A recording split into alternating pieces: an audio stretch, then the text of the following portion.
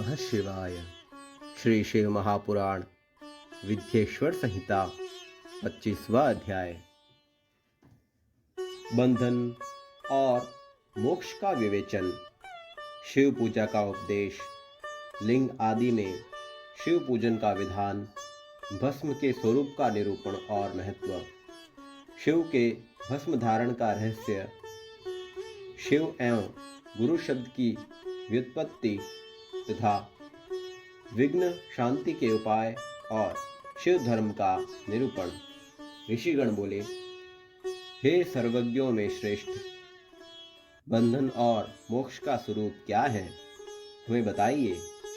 सूत जी बोले, हे महर्षियों, मैं बंधन और मोक्ष का स्वरूप तथा मोक्ष के उपाय का वर्णन करूंगा। आप लोग आदर पूर्वक सुने। जो प्रकृति आदि 8 बंधनों से बंधा हुआ है वह जीव बंध कहलाता है, और जो उन 8 बंधनों से छूटा हुआ है उसे मुक्त कहते हैं। प्रकृति आदि को वश में कर लेना मोक्ष कहलाता है।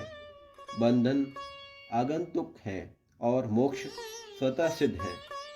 बंध जीव जब बंधन से मुक्त हो जाता है तब उसे मुक्त जीव कहते हैं।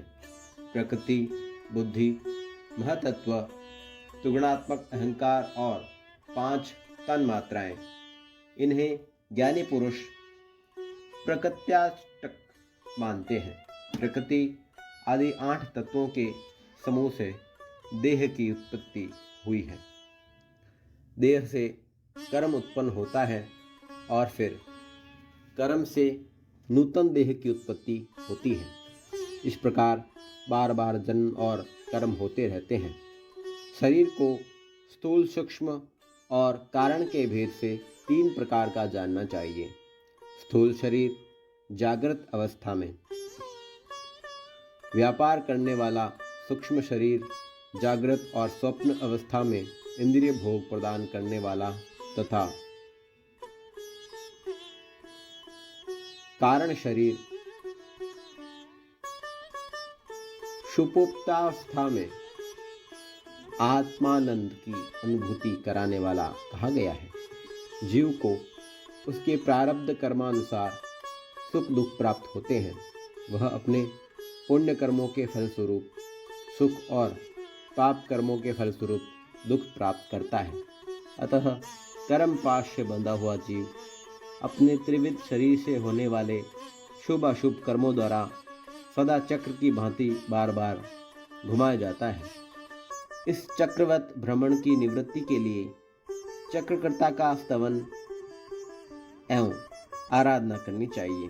प्रकृति आदि जो 8 पाश बताए गए हैं उनका समुदाय ही महाचक्र है, और जो प्रकृति से परे हैं वे परमात्मा शिव है।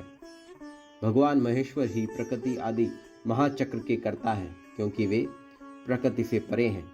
जैसे बकायन नामक वृक्ष का थाला जल को पीता और उगलता है, उसी प्रकार शिव प्रकृति आदि से जो अपने वश में करके उस पर शासन करते हैं, उन्होंने सबको वश में कर लिया है, इसलिए वे शिव कहे गए हैं।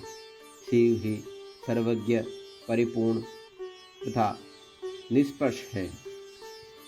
सर्वज्ञता, तृप्ति, अनादिबोध, स्वतंत्रता, नित्य अलुप्त शक्ति आदि से संयुक्त होना और अपने भीतर अनंत शक्तियों को धारण करना, महेश्वर के इन 6 प्रकार के मानसिक ऐश्वर्यों को केवल वेद जानते हैं।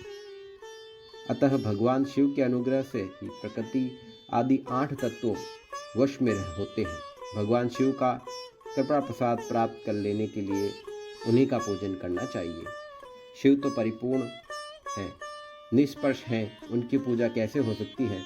इसका उत्तर यह है कि भगवान शिव के उद्देश्य से उनकी प्रसन्नता के लिए किया हुआ सत्कर्म उनके कृपा प्रसाद को प्राप्त कराने वाला होता है।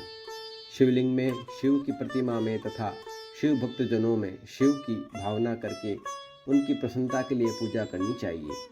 वह पूजन शरीर से, मन से, वाणी से और धन से किया जा सकता है। उस पूजा से प्रकृति से परे महेश्वर पूजक पर विशेष कृपा होती है। यह सत्य है, शिव की कृपा से कर्म आदि सभी बंधन अपने वश में हो जाते हैं।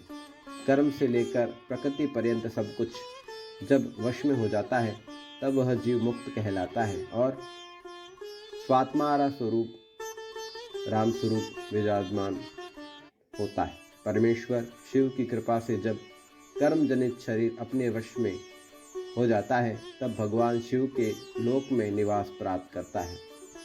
इसी को सालोक्य मुक्ति कहते हैं। जब तन्मात्राएं वश में हो जाती हैं तब जीव जगदम्बा सहित शिव का सामीप्य प्राप्त कर लेता है। यह सामीप्य मुक्ति कहलाती है। उसके आयुध आदि और क्रिया आदि सब कुछ भगवान शिव के समान हो जाते हैं। भगवान का महाप्रसाद प्राप्त होने पर बुद्धि भी वश में हो जाती है। प्रकृति बुद्धि कार्य उसका वश में होना सृष्टि मुक्ति कही गई है। पुनः भगवान का महान अनुग्रह प्राप्त होने पर प्रकृति वश में हो जाती है। उस समय भगवान शिव का मानसिक ऐश्वर्य बिना यत्न के ही प्राप्त हो जाता है। सर्वज्ञता आदि जो शिव के ऐश्वर्य हैं उन्हें पाकर मुक्त पुरुष अपनी आत्मा में ही विराजमान होता है। वेद और शास्त्रों में विश्वास रखने वाला विद्वान पुरुष इसी को सायुज्य मुक्ति कहते हैं। इस प्रकार लिंग आदि में शिव की पूजा करने से क्रमशः मुक्ति स्वतः प्राप्त हो जाती है। इसलिए शिव का प्रसाद प्राप्त करने के लिए तत्व संबंधित क्रिया आदि के द्वारा उन्हीं का पूजन करना चाहिए। शिव क्रिया, शिव तप, शिव मंत्र जप, शिव ज्ञान और शिव ध्यान के लिए सदा उत्तरोत्तर अभ्यास करना और बढ़ाना चाहिए। प्रतिदिन प्रातःकाल से रात को सोते समय तक और जन्म काल से लेकर मृत्यु पर्यंत सारा समय भगवान शिव के चिंतन में ही बिताना चाहिए। सद्योजातादि मंत्रों तथा नाना प्रकार के पुष्पों से जो शिव की पूजा करता है वह शिव को ही प्राप्त होगा। ऋषिगण बोले, हे सुव्रत, अब आप लिंग आदि में शिव की पूजा का विधान बताइए। हे द्विजों, सूत जी बोले, मैं लिंगों के क्रम का यथावत वर्णन कर रहा हूँ, आप लोग सुनिए। वह प्रणव ही समस्त अभिष्ट वस्तुओं को देने वाला प्रथम लिंग है। उसे सूक्ष्म प्रणव स्वरूप समझिए। सूक्ष्म लिंग निष्कल होता है और स्थूल लिंग सकल। पंचाक्षर मंत्र को ही स्थूल लिंग कहते हैं। उन दोनों प्रकार के लिंगों का पूजन तप कहलाता है। वे दोनों ही लिंग साक्षात मोक्ष देने वाले हैं। पौरुष लिंग और प्रकृति लिंग के रूप में बहुत से लिंग हैं। उन्हें भगवान शिव ही विस्तार पूर्वक बता सकते हैं, दूसरा कोई नहीं जानता। पृथ्वी के विकारभूत जो लिंग ज्ञात हैं उनको मैं आप लोगों को बता रहा हूँ। उनमें प्रथम स्वयंभू लिंग, दूसरा बिंदु लिंग, तीसरा प्रतिष्ठित लिंग, चौथा चर लिंग और पांचवा गुरु लिंग है। देवर्षियों की तपस्या से संतुष्ट होकर उनके समीप प्रकट होने के लिए पृथ्वी के अंतर्गत बीज रूप से व्याप्त हुए भगवान शिव के वृक्षों के अंकुर की भांति भूमि को भेद कर नादलिंग रूप में व्याप्त हो जाते हैं। वे स्वतः व्यक्त हुए शिव ही स्वयं प्रकट होने के कारण स्वयंभू नाम धारण करते हैं। ज्ञानी जन उन्हें स्वयंभू लिंग के रूप में जानते हैं। उस स्वयंभू लिंग की पूजा से उपासक का ज्ञान स्वयं ही बढ़ने लगता है। सोने चांदी आदि के पत्र पर, भूमि पर अथवा वेदी पर अपने हाथ से लिखित जो शुद्ध प्रणव मंत्र रूप लिंग है उनमें तथा यंत्र लिंग का आलेखन करके उसमें भगवान शिव की प्रतिष्ठा और आह्वान करें। ऐसा बिंदुनादमय लिंग स्थावर और जंगम दोनों ही प्रकार का होता है। इसमें शिव का दर्शन भावनामय ही है, इसमें संदेह नहीं। जिसको जहाँ भगवान शंकर के प्रकट होने का विश्वास हो उसके लिए वही प्रकट होकर वे अभिष्ट फल प्रदान करते हैं। अपने हाथ से लेकर लिखे हुए यंत्र में अथवा अकृत्रिम स्थावर आदि में भगवान शिव का आह्वान करके 16 उपचार से उनकी पूजा करें। ऐसा करने से साधक स्वयं ही ऐश्वर्य को प्राप्त कर लेता है और इस साधन के अभ्यास से उसको ज्ञान भी प्राप्त हो जाता है। देवताओं और ऋषियों ने आत्मसिद्धि के लिए अपने हाथ से वैदिक मंत्रों के उच्चारण पूर्वक शुद्ध मंडप में शुद्ध भावना द्वारा जिस उत्तम शिवलिंग की स्थापना की है उसे पौरुष लिंग कहते हैं तथा वही प्रतिष्ठित लिंग कहलाता है। उस लिंग की पूजा करने से सदा पौरुष ऐश्वर्य की प्राप्ति होती है। महान ब्राह्मणों और महाधनी राजाओं द्वारा किसी शिल्पी से शिवलिंग का निर्माण कराकर मंत्र पूर्वक जिस लिंग की स्थापना और प्रतिष्ठा की गई हो वह प्राकृत लिंग है। वह शिवलिंग प्राकृत ऐश्वर्य भोग को देने वाला होता है। जो शक्तिशाली और नित्य होता है उसे पौरुष लिंग कहते हैं और जो दुर्बल तथा अनित्य होता है वह प्राकृत लिंग कहलाता है। लिंग नाभि, जिह्वा, नासिका का अग्रभाग और शिखा के क्रम से कटी, हृदय और मस्तक तीनों स्थानों में जो लिंग की भावना की गई है उस आध्यात्मिक लिंग को ही चर लिंग कहते हैं। पर्वत को पौरुष लिंग बताया गया है और भूतल को विद्वान पुरुष प्राकृत लिंग मानते हैं। वृक्ष आदि को पौरुष लिंग जानना चाहिए। गुल्म आदि को प्राकृत लिंग कहा गया है। साठी नामक धान्य को प्राकृत लिंग समझना चाहिए और शाली, अघनी एवं गेहूं को पौरुष लिंग, अणिमा आदि आठों सिद्धियों को देने वाला जो ऐश्वर्य है उसे पौरुष ऐश्वर्य जानना चाहिए। सुंदर स्त्री तथा धन आदि विषयों को आस्तिक पुरुष प्राकृत ऐश्वर्य कहते हैं। चरलिंग में सबसे प्रथम रसलिंग का वर्णन किया गया है। रसलिंग ब्राह्मणों को उनकी सारी अभिष्ट वस्तुओं को देने वाला है। शुभ कारक बाणलिंग क्षत्रियों को महान राज्य की प्राप्ति कराने वाला है। सुवर्णलिंग वैश्यों को महाधनपति का पद प्रदान करने वाला है तथा सुंदर शिवलिंग शूद्रों को महाशुद्धि देने वाला है। स्फटिक लिंग तथा बाणलिंग सब लोगों को उनकी समस्त कामनाएं प्रदान करते हैं।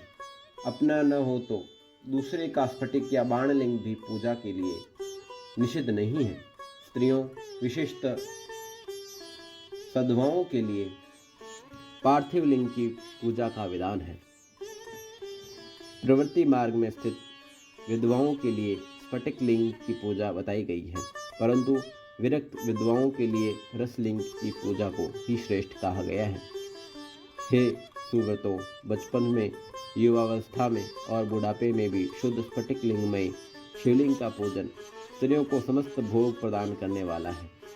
गृहस्थ स्त्रियों के लिए पीठ पूजा भूतल पर संपूर्ण अभिष्ट को देने वाली है।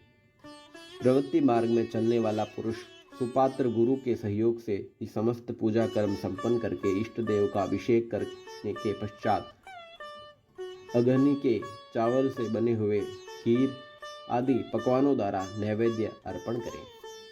पूजा के अंत में शिवलिंग को पधराकर घर के भीतर पृथक संपुट में स्थापित करें। जो निवृत्ति मार्गी पुरुष हैं उनके लिए हाथ पर ही शिवलिंग पूजा का विधान है। उन्हें भिक्षादि से प्राप्त हुए अपने भोजन को ही नैवेद्य रूप में निवेदन करना चाहिए। निवृत्ति पुरुषों के लिए सूक्ष्म लिंग ही श्रेष्ठ बताया गया है। वे विभूति के द्वारा पूजन करें और विभूति को ही नैवेद्य रूप में निवेदन भी करें। पूजा करके उस लिंग को सदा अपने मस्तक पर ही धारण करें। विभूति 3 प्रकार की बताई गई है: लोकाग्नि जनित, देवाग्नि जनित और शिवाग्नि जनित। लोकाग्नि जनित या लौकिक भस्म को द्रव्यों की शुद्धि के लिए लाकर रखें। मिट्टी, लकड़ी और लोहे के पात्रों की, धान्यों की, तिल आदि द्रव्यों की, वस्त्र आदि की तथा पीयूषित वस्तुओं की शुद्धि भस्म से होती है। कुत्ते आदि से दूषित हुए पात्रों की भी शुद्धि भस्म से ही मानी गई है। वस्तु विशेष की शुद्धि के लिए यथोयोग्य सजल अथवा निर्जल भस्म का उपयोग करना चाहिए।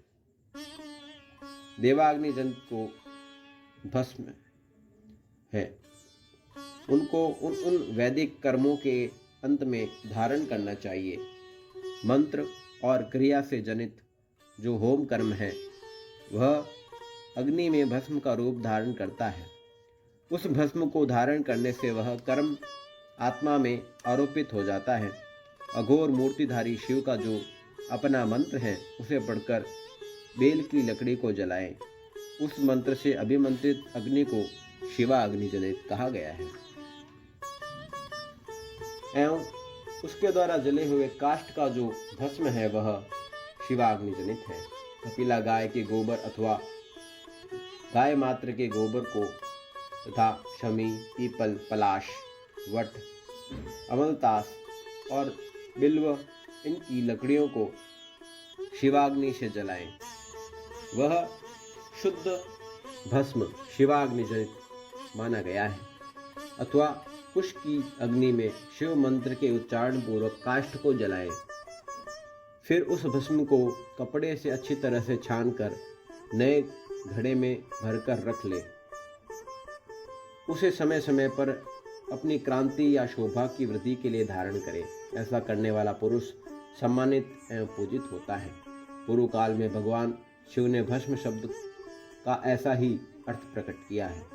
जैसे राजा अपने राज्यों में सारभूत कर को ग्रहण करता है, जैसे मनुष्य सस्य आदि को जलाकर पकाकर उनका सार ग्रहण करते हैं, तथा जैसे जठरानल नाना प्रकार के भक्ष्य भोज्य आदि पदार्थों को भारी मात्रा में ग्रहण करके उसे जलाकर सारतर वस्तु ग्रहण करता है और उस सारतर वस्तु से स्वदेह का पोषण करता है, उसी प्रकार प्रपंचकर्ता परमेश्वर शिव ने भी अपने में आधेय रूप से विद्यमान प्रपंच को जलाकर भस्म रूप से उसके सार तत्व को ग्रहण किया है। प्रपंच को दग्ध करके शिव ने उसे भस्म को अपने शरीर में लगाया है। उन्होंने विभूति भस्म पोतने के बहाने जगत के सार को ही ग्रहण किया है। शिव ने अपने शरीर में अपने लिए रत्न स्वरूप भस्म को इस प्रकार स्थापित किया है। आकाश के सार तत्व से केश, वायु के सार तत्व से मुख, अग्नि के सार तत्व से हृदय, जल के सार तत्व से कटिभाग और पृथ्वी के सार तत्व से घुटने को धारण किया है। इसी तरह उनके सारे अंग विभिन्न वस्तुओं के सारभूत हैं। महेश्वर ने अपने ललाट के मध्य में तिलक के रूप में जो त्रिपुंड धारण किया है वह ब्रह्मा, विष्णु और रुद्र का सार तत्व है। वे ही इस सब वस्तुओं को जगत के अभ्युदय हेतु मानते हैं। इस भगवान शिव ने ही प्रपंच के सार स्वरूप को अपने वश में किया है, अतः उन्हें अपने वश में करने वाला दूसरा कोई नहीं है, इसलिए वे शिव कहे गए हैं। जैसे समस्त मृगों का हिंसक मृग पशु सिंह कहलाता है और उनकी हिंसा करने वाला दूसरा कोई मृग नहीं है, अतः उसे सिंह कहा गया है। शकार का अर्थ है नित्य सुख और आनंद। इकार को पुरुष और वकार को अमृत स्वरूपा शक्ति कहा गया है। इन सब का सम्मिलित रूप ही शिव कहलाता है। अतः इस रूप में भगवान शिव को अपनी आत्मा मानकर उनकी पूजा करनी चाहिए। साधक पहले अपने अंगों में भस्म लगाएं, फिर ललाट में उत्तम त्रिपुंड धारण करें। पूजा काल में सजल भस्म का उपयोग होता है और द्रव्य शुद्धि के लिए निर्जल भस्म का। दिन हो अथवा रात्रि, नारी हो या पुरुष, पूजा करने के लिए उसे भस्म जल सहित ही त्रिपुंड में ललाट पर धारण करना चाहिए। जल मिश्रित भस्म को त्रिपुंड रूप में धारण कर जो व्यक्ति शिव की पूजा करता है उसे सांग शिव की पूजा का फल तुरंत प्राप्त होता है, यह सुनिश्चित है। जो प्राणी शिव मंत्र के द्वारा भस्म को धारण करता है वह सभी ब्रह्मचर्य ग्रस्त, वानप्रस्थ तथा संन्यास आश्रम में श्रेष्ठ होता है। उसे शिवाश्रमी कहा गया है क्योंकि वह एकमात्र शिव को ही परम श्रेष्ठ मानता है। शिव व्रत में एकमात्र शिव में ही निष्ठा रखने वालों को न तो अशौच का दोष लगता है और न सूतक का। ललाट के अग्रभाग में अपने हाथ से या गुरु के हाथ से श्वेत भस्म या मिट्टी से तिलक लगाना चाहिए। यह शिव भक्त का लक्षण है। जो गुण का रोध करता है वह गुरु है। यह गुरु शब्द का विग्रह कहा गया है। गुणातीत परम शिव राजस आदि स्वीकार गुणों का अवरोधक कहते हैं, दूर हटाते हैं।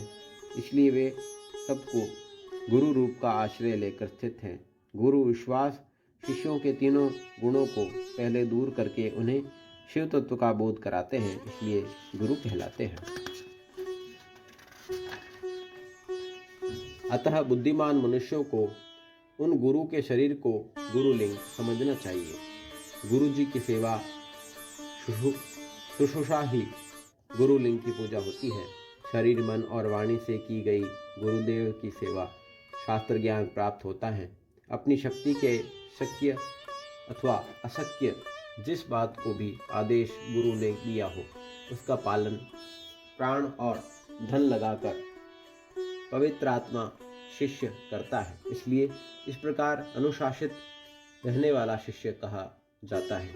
सुशील शिष्य को शरीर धारण के लिए सभी साधन गुरु को अर्पित करके तथा अन्न का पहला पाक उन्हें समर्पित करके उनकी आज्ञा लेकर भोजन करना चाहिए।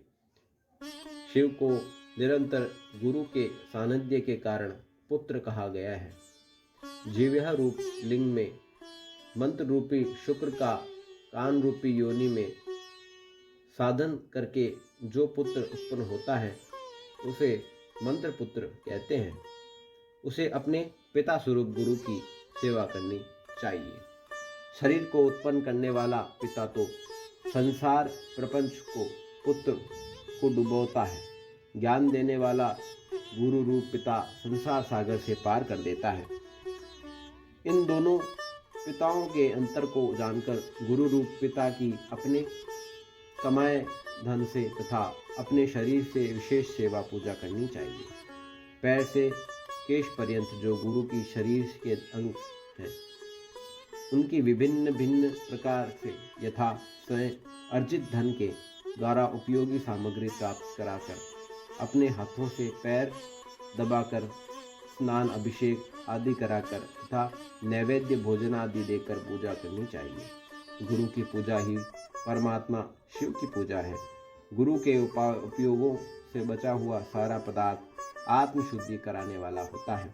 हे द्विजों, गुरु का शेष जल तथा अन्न आदि से बना हुआ शिवोष्टक शिव भक्तों और शिष्यों के लिए ग्राह्य एवं भोज्य है। गुरु की ज्ञान आज्ञा के बिना उपयोग में लाया हुआ सब कुछ वैसा ही है जैसे चोरी करके लाई हुई वस्तु का उपयोग करता है। गुरु से विशेष ज्ञानवान पुरुष मिल जाए तो उसे यत्नपूर्वक गुरु बना लेना चाहिए। अज्ञान रूपी बंधन से छूटना ही जीव मात्र के लिए साध्य पुरुषार्थ है। अतः जो विशेष ज्ञानवान है वही जीवों को उस बंधन से छुड़ा सकता है। कर्म की सांगोपांग मूर्ति के लिए पहले विघ्न शांति करनी चाहिए। विघ्न शांति पूर्वक तथा सांग संपन्न हुआ कार्य ही सफल होता है। इसलिए सभी कर्मों के प्रारंभ में बुद्धिमान व्यक्तियों को विघ्न विनाशक गणपति का पूजन करना चाहिए। सभी बाधाओं को दूर करने के लिए विद्वान व्यक्ति को सभी देवताओं की पूजा करनी चाहिए। ज्वर आदि ग्रंथि रोग आध्यात्मिक बाधा कही जाती है।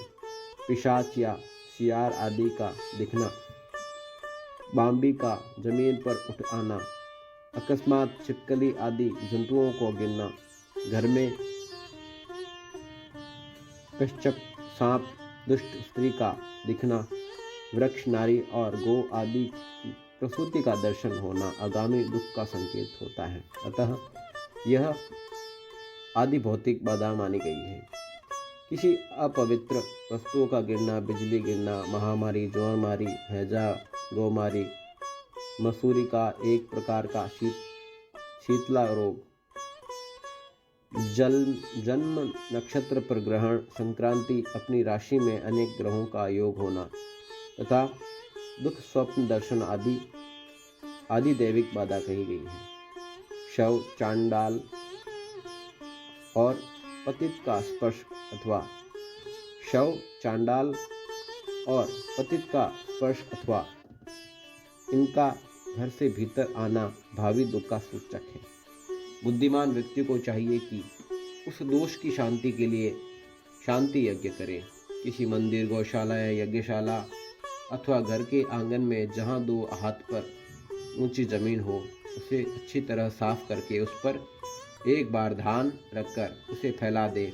उसके बीच में कमल बनाए और कोण सहित 8 दिशाओं में भी कमल बना दे। फिर प्रधान कलश में सूत्र बांधकर तथा गुग्गल की धूप दिखाकर उसी बीच में तथा दिशाओं में बनाए गए कमलों में अन्य 8 कलश स्थापित करें। 8 कलशों में कमल, आम्र पल्लव, कुशा डालकर गंध आदि पंचद्रव्यों से युक्त मंत्रपूत जल से उन्हें भरें। उन समस्त कलशों में नीलम आदि नवरत्नों क्रमशः डालना चाहिए। तत्पश्चात बुद्धिमान यजमान कर्मकांड को जानने वाले सपत्निक आचार्य का वर्ण करें। भगवान विष्णु की स्वर्ण प्रतिमा तथा इंद्र आदि देवताओं की भी प्रतिमाएं बनाकर उन कलशों में छोड़े।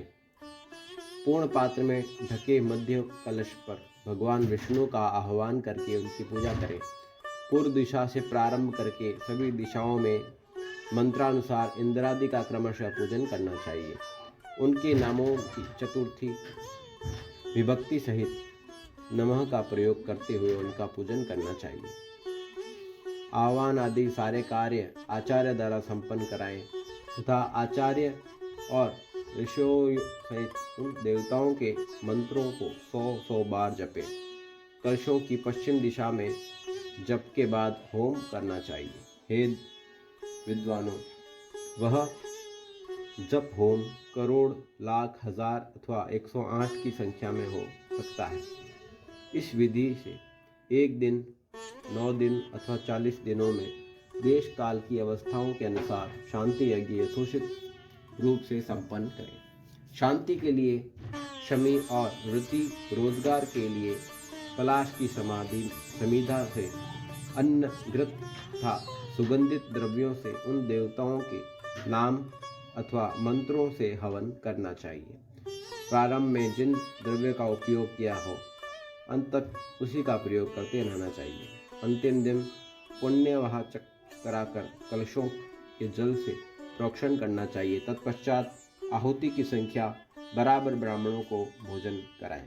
हे विद्वानों, आचार्य और ऋषियोजनों को भविष्य का भोजन कराना चाहिए। सूर्य आदि नवग्रहों का होम के अंत में पूजन करना चाहिए। हे ऋषियों, क्रमानुसार नवरत्नों की दक्षिणा देनी चाहिए। तत्पश्चात 10 दान करें और उसके बाद भूरिशी दान करना चाहिए। बालक, यज्ञोपवीत, रीति, गृहस्थाश्रमी और वानप्रस्थियों को धन का दान करना चाहिए। तत्पश्चात कन्या, सधवा और विधवा स्त्रियों को देने के अंतर बची हुई तथा यज्ञ में बची हुई सारी सामग्री आचार्य को समर्पित कर देनी चाहिए। उत्पात, महामारी और दुख के स्वामी यमराज माने जाते हैं, इसलिए यमराज की प्रसन्नता के लिए काल प्रतिमा का दान करना चाहिए। 100 निष्क या 10 निष्कर्ष परिमाण की पाश और अंकुश धारण की हुई पुरुष के आकार की स्वर्ण प्रतिमा बनाएं। उस स्वर्ण प्रतिमा का दक्षिणा सहित दान करना चाहिए, जिसके बाद पूर्णायु प्राप्त करने हेतु तिल का दान करना चाहिए। रोग निवारण के लिए घृत में अपनी परछाई देखकर दान करना चाहिए। 1000 ब्राह्मणों को भोजन कराना चाहिए। धन भाव में 100 अथवा यथाशक्ति ब्राह्मणों को भोजन कराना चाहिए। भूत आदि की शांति के लिए भैरव की महापूजा करें। अंत में भगवान शिव का महाअभिषेक और नैवेद्य समर्पित करके ब्राह्मणों को भूरी भोजन कराना चाहिए।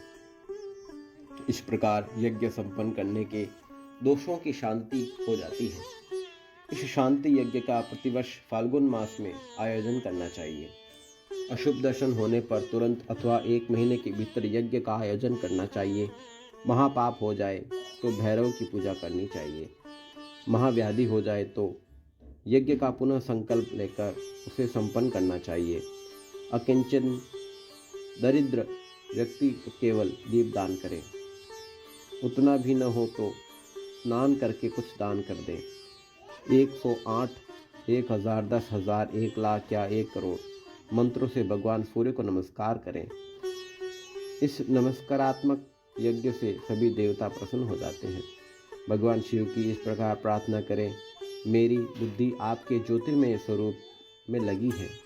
मुझ में जो अहंता थी वह आपके दर्शन से नष्ट हो गई है।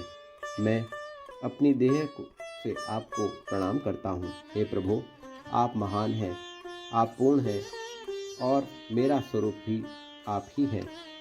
तो भी इस समय मैं आपका दास हूँ। इस प्रकार यथा योग्य नमस्कार पूर्वक कायात्म यज्ञ करना चाहिए। तत्पश्चात भगवान शिव को नैवेद्य देकर तांबूल समर्पित करना चाहिए। तब स्वयं 108 बार शिव की प्रदक्षिणा करनी चाहिए। 1000, 10,000, 1,00,000 या 1 करोड़ प्रदक्षिणा दूसरों के द्वारा कराई जा सकती है। शिव की प्रदक्षिणा सारे पापों को तत्क्षण नाश हो जाता है। दुख का मूल व्याधि है और व्याधि का मूल पाप में होता है। धर्माचरण से ही पापों का नाश बताया गया है। भगवान शिव के उद्देश्य से किया गया धर्माचरण पापों का नाश करने में समर्थ होता है। शिव के धर्मों में प्रदक्षिणा को प्रधान कहा गया है। क्रिया से जप रूप होकर प्रणव की प्रदक्षिणा बन जाना, जन्म और मरण का द्वंद्व ही माया चक्र कहा गया है। शिव का माया चक्र ही बलिपीठ कहलाता है। बलिपीठ से आरंभ करके प्रदक्षिणा के क्रम से एक पैर के पीछे दूसरा पैर रखकर दूसरे बलिपीठ में पुनः प्रवेश करना चाहिए। तत्पश्चात नमस्कार करना चाहिए। उसे प्रदक्षिणा कहा जाता है। बलिपीठ से बाहर निकलना, जन्म प्राप्त होना और नमस्कार करना ही आत्मसमर्पण है। जन्म और मरण रूप दंड भगवान शिव की माया से ही प्राप्त है। जो इन दोनों को शिव की माया को समर्पित कर देता है वह फिर शरीर के बंधन में नहीं पड़ता। जब तक शरीर रहता है तब तक ही क्रिया के ही अधीन है। वह जीव बंध कहलाता है। स्थूल, सूक्ष्म और कारण तीनों शरीरों को वश में कर लेने पर जीव को मोक्ष प्राप्त होता है, ऐसा ज्ञानी पुरुषों का कथन है। माया चक्र के निर्माता भगवान शिव ही परम कारण है। वे अपनी माया के दिए हुए द्वंद्व को स्वयं ही परिमार्जन करते हैं। अतः शिव के द्वारा कल्पित हुआ द्वंद्व उन्हीं को समर्पित कर देना चाहिए। हे विद्वानों, प्रदक्षिणा और नमस्कार शिव को अति प्रिय है, ऐसा जानना चाहिए। भगवान शिव की प्रदक्षिणा, नमस्कार और षोडशोपचार पूजन अत्यंत फलदायी होता है। ऐसा कोई पाप इस पृथ्वी पर नहीं है जो शिव प्रदक्षिणा से नष्ट न हो जाए। इसलिए प्रदक्षिणा का आश्रय लेकर सभी पापों का नाश कर लेना चाहिए। जो शिव की पूजा में तत्पर हो वो मौन रहे, सत्य आदि गुणों से संयुक्त हो तथा क्रिया, जप, तप, ज्ञान और ध्यान में से एक एक का अनुष्ठान करता रहे।